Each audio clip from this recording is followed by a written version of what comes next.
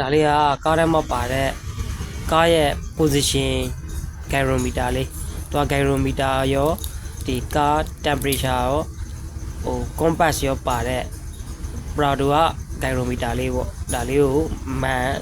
flame လေးလဲမှာဖြစ်ပါတယ်flame လဲပြီးတော့ဒီမှာသူ့ရဲ့ original မီးသီးနေရာမှာကျွန်တော်တို့ LED မီးသီးတွေနဲ့ upgrade လေးလုပ်ပေးနေပါတယ်သူ့ original ပါတဲ့အတိုင်းလေးကိုဒီ LED အစိမ်းလေးကိုထပ်ပြီးတော့ကျွန်တော် upgrade လုပ်ပေးလိုက်ပါတယ်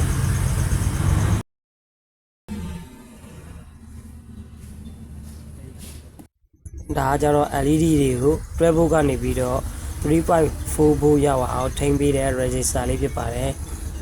ဒီ resistor လေးမပါဘဲဒါလိုက်ဆိုရင်တော့ LED လေးတွေအပြတ်သွားမှာဖြစ်ပါတယ်ဒါကြောင့်ဒီ resistor လေးကိုခံပေးရခြင်းဖြစ်ပါတယ်အားလုံးပြီးပြီဆိုတော့ကားမှာတက်ဆန်းပါမယ်ဒီကောင်ကဒီ gyrometer Prado မှာကြတော့သူကကား top fit မှာဒီကောင်လေးအလုံးလုံးတယ်ပြီးရင်သူကဒီထဲမှာ temperature ပါတယ်ဒီတခြား move လေးတွေ5ခု6ခုလောက်ပါတယ်ဗျ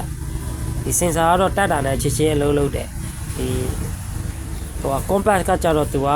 ကားမောင်းရသေးတယ်သူကမြောက်ရက်ကိုကွက်တိ sensor ဖတ်မိပြီဆိုမှသူကဒီ compass အိမ်မြောင်က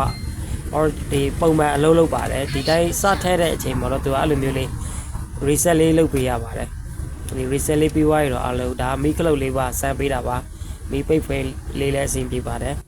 အားလုံးအဆင်ပြေကြပါစေဗျကျေးဇူးတင်ပါတယ်ဗျ